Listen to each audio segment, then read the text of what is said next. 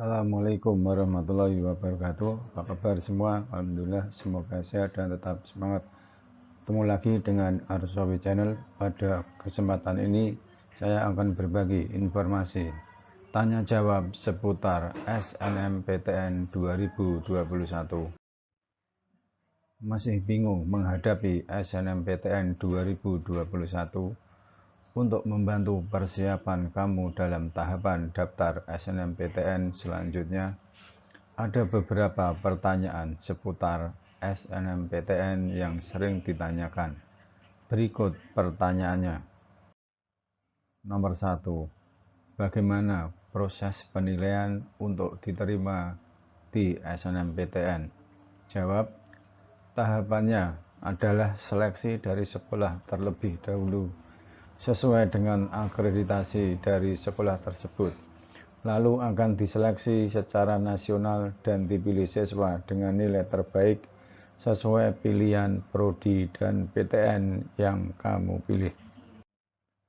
Nah, keputusan akhir diterima atau tidaknya kamu ada dari pihak universitas. Percaya dengan siswa lulusan sekolah tersebut.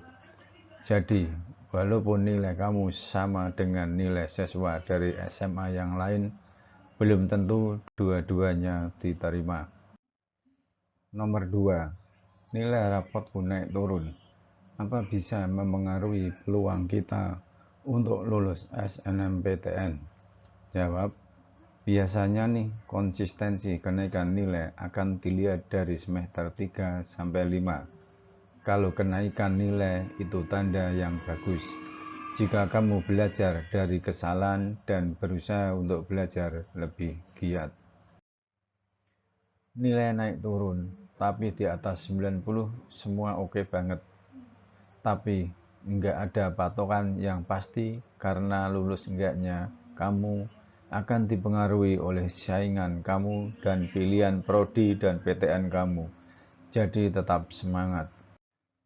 Nomor 3. Apa yang dimaksud dengan lintas minat? Jawab. Begini contohnya. Kamu jurusan IPS di sekolah, tapi mau ambil rumpun jurusan IPA kayak teknik atau MIPA.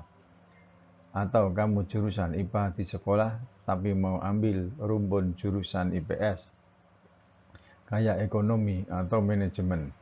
Lintas minat itu biasanya dilakukan lewat jalur SBMPTN. Kalau lewat SNMPTN sangat tidak dianjurkan karena kebanyakan PTN akan mengedepankan siswa yang daftar sesuai jurusannya. Kamu juga harus pastikan PTN yang kamu tuju itu memperbolehkan siswa untuk daftar lintas minat. Nomor 4. Apakah siswa mutasi atau pindahan bisa ikut SNMPTN? Jawab. Masih bisa kalau siswa mutasi itu masuk dalam pemeringkatan sekolah. Untuk soal teknis lebih jelasnya berbeda di setiap sekolah. Jadi kamu bisa konsultasi sama guru bimbingan konseling yang mengurusi masalah PDSS di sekolah kamu. Nomor 5. Katanya penilaian terhadap sekolah dan alumninya juga memengaruhi peluang kita buat lulus SNMPTN. Jawab. PTN yang kamu tuju itu pasti udah tahu indeks sekolah yang ikut jalur SNMPTN. Nilai rapot adalah salah satu kriteria penilaian, dan aspek kayak penilaian sekolah serta alumni itu adalah pertimbangan khusus dari PTN. Yang tahu cuma PTN itu. Nomor 6. Lulusan tahun berapa saja yang boleh ikut SNMPTN? Jawab. Cuma lulusan tahun 2021 yang boleh ikut SNMPTN 2021. Kamu yang lulus tahun 2019 dan 2020 boleh ikut SBMPTN maupun ujian mandiri. Nomor 7.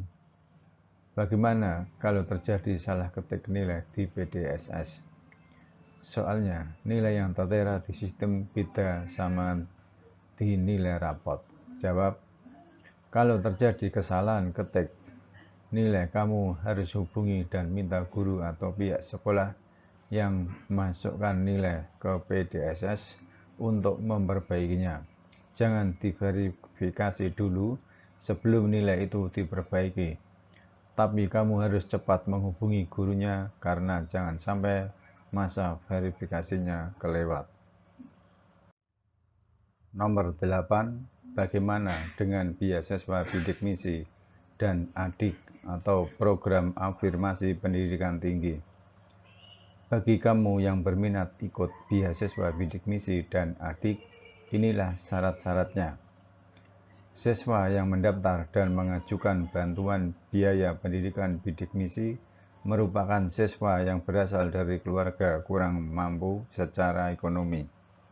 Calon peserta bidik misi atau adik dapat mempelajari prosedur pendaftaran melalui situs web resmi, yakni bidikmisi.belmawa.ristekdikti.go.id atau adik.ristikdikti.go.id. Nomor 9, bagaimana dengan jumlah pilihan PTN dan Prodi? Berikut syarat dan ketentuannya. Siswa bisa memilih paling banyak 2 prodi dalam 1 PTN atau 2 PTN. Salah satu PTN harus berada di wilayah SMA siswa. Urutan pilihan PTN dan prodi menyatakan prioritas. Siswa SMK hanya boleh memilih prodi yang relevan. Perhatikan syarat masing-masing PTN tujuan. Nomor 10. Kalau tidak lulus SNMPTN, bisa ikut jalur bidik misi? Jawab, tentu saja bisa. SNMPTN itu seleksi masuk PTN, sedangkan bidik misi atau sekarang disebut KIP kuliah dan afirmasi adalah seleksi berdasarkan kemampuan ekonomi peserta. Di jalur SBMPTN juga ada pilihan bidik misinya. 11. Apa boleh pilihan prodinya dicampur D4 dan S1? Jawab, boleh. Misalnya pilihan 1 S1 dan pilihan 2 D4. Nomor 12. Kemarin aku nyantumin sertifikat bahasa tapi pengennya masuk teknik. Apa sertifikatnya bisa menambah poin penilaian di SNMPTN?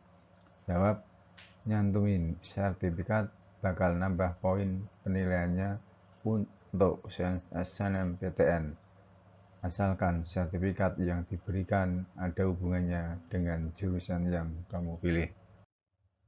Tapi yang menentukan sertifikat mana yang berhubungan itu masing-masing jurusan di PTN-nya. Jadi nggak ada salahnya kamu nyantumin sertifikat atau bukti prestasi yang kamu punya sewaktu masa di SMA. Demikian informasi yang disampaikan, semoga bermanfaat. Terima kasih. Assalamualaikum warahmatullahi wabarakatuh.